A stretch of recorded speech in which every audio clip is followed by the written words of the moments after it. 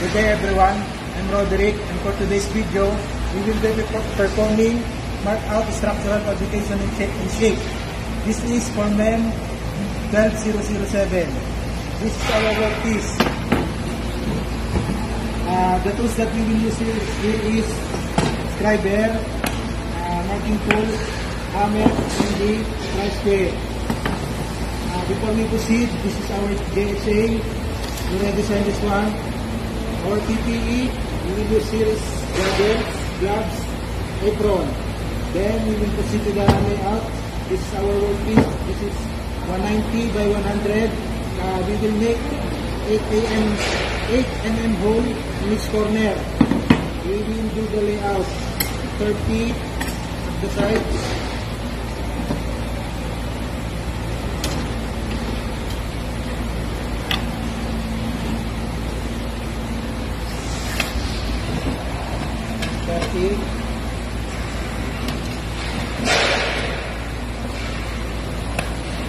The intersection, we will do the marking here.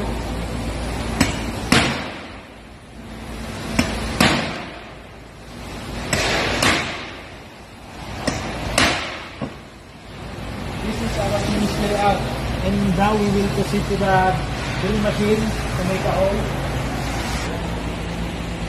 Okay, we will proceed to the process. We already clamped the workpiece. Then we will start the drilling. We start the machine.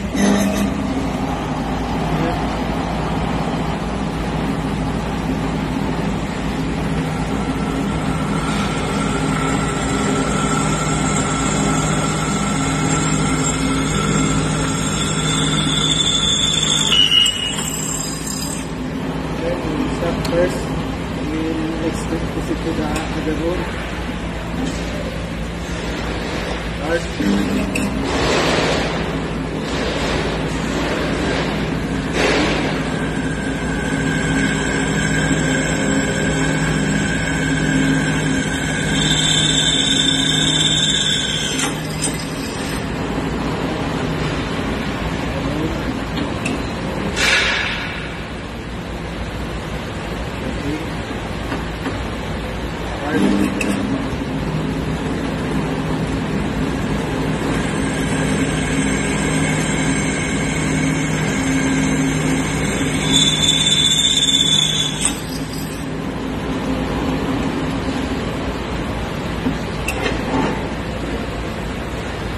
The last road.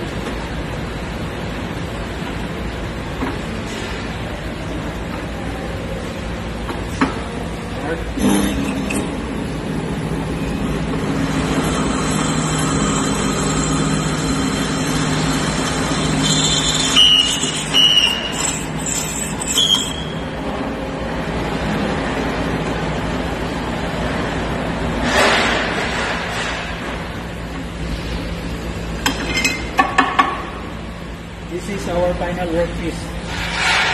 Once again, I'm Roderick, and thank you very much.